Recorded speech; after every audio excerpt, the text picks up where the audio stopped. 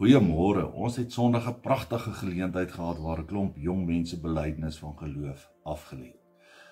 Daar word vertel van hierdie pa wat sy 5-jarige seentjie in die see gevat het om te gaan swem vir die eerste keer en die seentjie het so op sy pappa se rug gesit met sy hande om sy nek en die pa het al dieper en dieper gegaan.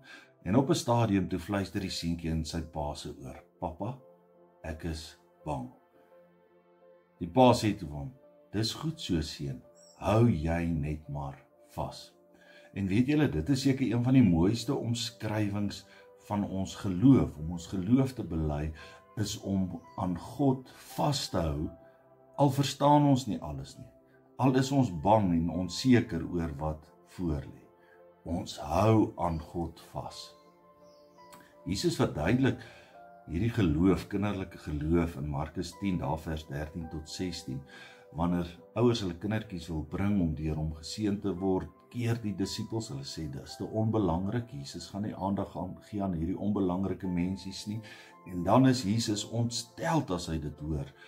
En hy berusp sy disippels en hy sê: "Wie die koninkryk van God nie soos 'n kindjie ontvang, sal daar nie ingaan nie. Bring die kindertjies dat ek hulle kan omhels en seën en die hande oplê."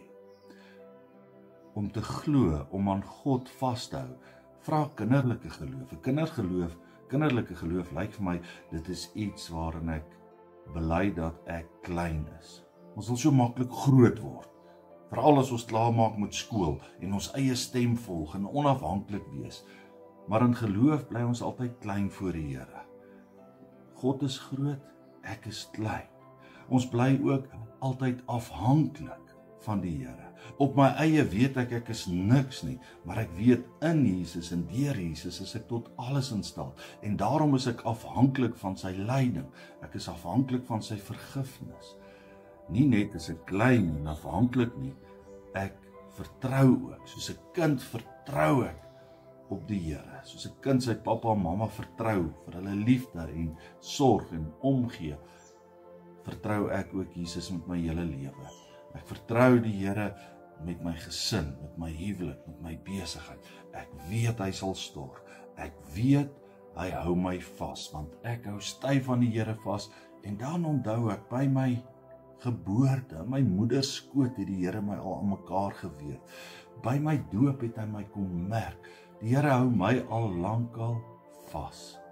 Mag jy ook vashou aan die Here. En hy het jou. Hy hou jou vas. Amen.